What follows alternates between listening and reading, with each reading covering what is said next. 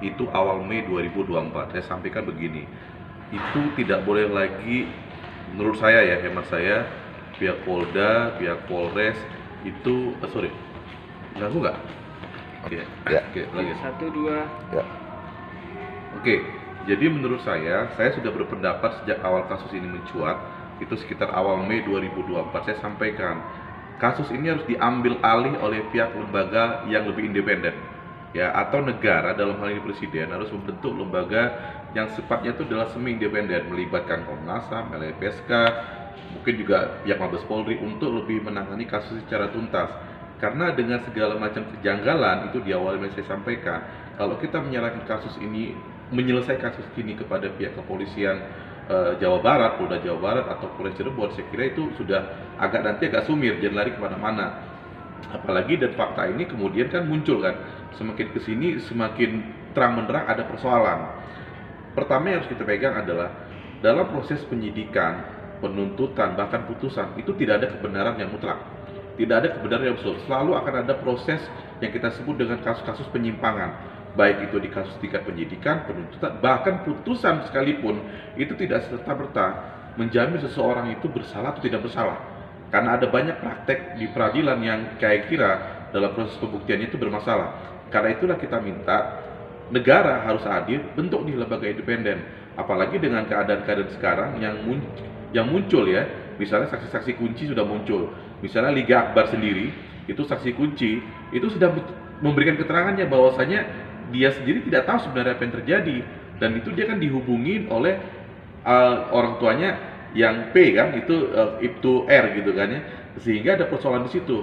Nah, sehingga yang paling penting juga adalah ada kesaksian juga malam itu para anak-anak ini yang diduga adalah pelaku itu kan nginap di Pak RT, dan kemudian ada anaknya Pak RT, tapi Pak RT-nya membantah mereka. Artinya apa? Pak RT membantah mereka nginap di situ, tapi semua anak-anaknya mengaku di situ. Berarti kan ada persoalan.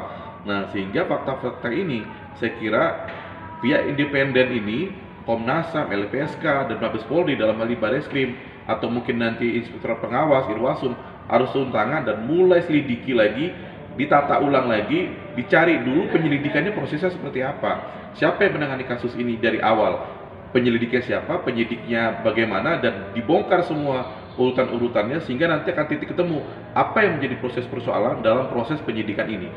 Begitu menurut awal saya sebagai berawal. Tapi menurut abang apa sih yang menghambat nih bang sampai bertahun-tahun nih bang? Terus gini ya, menurut saya bukan persoalan bertahun-tahun. Di Indonesia ini ada banyak kasus yang janggal-janggal, ya boleh kita katakan, baik kasus pidana maupun kasus perdata.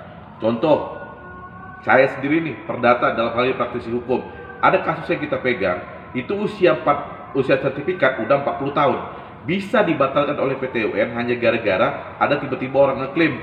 Bayangkan tuh, sertifikat udah 40 tahun. Pidana juga begitu, ya kan? Ada muncul orang yang sudah nggak bersalah, kemudian entah prosesnya bagaimana pada saat itu, kemudian dia nggak bersalah.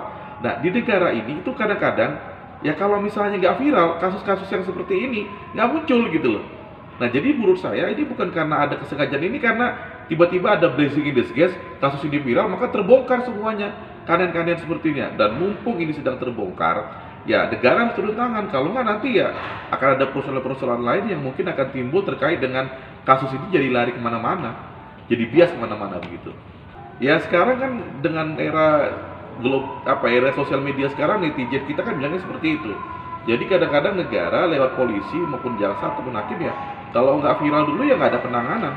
Jadi negaranya harus viral dulu, baru orang semua ikut campur, orang turun tangan untuk bagaimana membantu menduduki persoalan ini secara jelas dan clear gitu.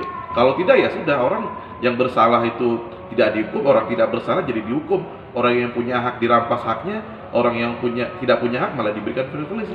Ya inilah negara kita gitu. Apa yang terjadi ya ini kondisi hari ini terkait dengan penegakan hukum kita gitu.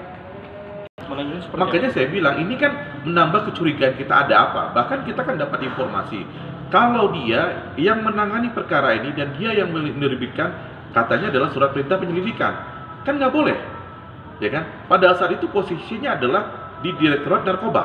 Nah, kasusnya pembunuhan ini kan adalah kasusnya bagian krim umum, ya kan? Beda itu dua objek yang berbeda. Artinya ada penyidik lain yang berwenang gitu. Nah, harusnya kan proses ini yang perlu dilihat dulu. Makanya saya bilang, formalitas administrasi penanganan perkara ini harus dilihat dulu. Dulu siapa yang menerbitkan surat perintah penyelidikan, penyidikannya, siapa anggota penyelidikannya, bagaimana kemudian mereka menggelar TKP, bagaimana mereka mengumpulkan barang bukti, dilihat semuanya.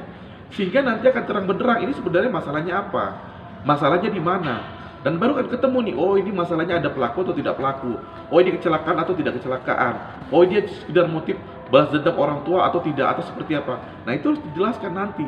Nah tapi ya tadi itu harus kembali kepada dasarnya dulu. Jadi kita merangkai ceritanya dari hulu, baru ketemu. Kalau kita nggak dari hulu, nggak mulai dulu ceritanya gimana proses penyelidikan, tidak akan ketemu kasusnya, tidak akan terbongkar masalah ini, sehingga masyarakat juga akan kecewa gitu. Untuk ini sendiri bang, kan dari segi Peggy itu banyak pengacara nih, katanya 60 pengacara yang membela dia nih. Abang ngeliatnya gimana nih bang? Sekarang gini lah, kalau menurut saya penegakan hukum itu mau 100 pengacara, 1000 pengacara itu ya itu tergantung. Mau satu orang pengacara pun kalau dia memang jago dan bisa mengungkit kasus ini, itu nggak ada pengaruhnya. Yang paling penting adalah kita berharap para pemangku kebijakan, pengambil keputusan negara ini, Polri, Presiden, DPR, Menteri Hukum dan segala macam, Komnas HAM, LPSK, itu harus betul-betul sama-sama konsen dan bekerja profesional untuk mentuntaskan masalah ini. Menurut saya masalah ini gampang kok.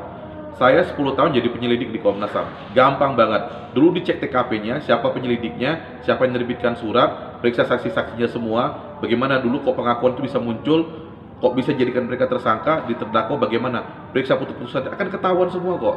Apa kasus ini direkayasa atau betul-betul mereka adalah kasus pembunuhan yang diduga pelakunya adalah orang ini, anak-anak ini gitu kan, ya si Saka dan lain-lain gitu, atau mereka Saka ini adalah korban dari rekayasa kasus yang entah siapa melakukan. Nah ini kan harus dibongkar semua gitu.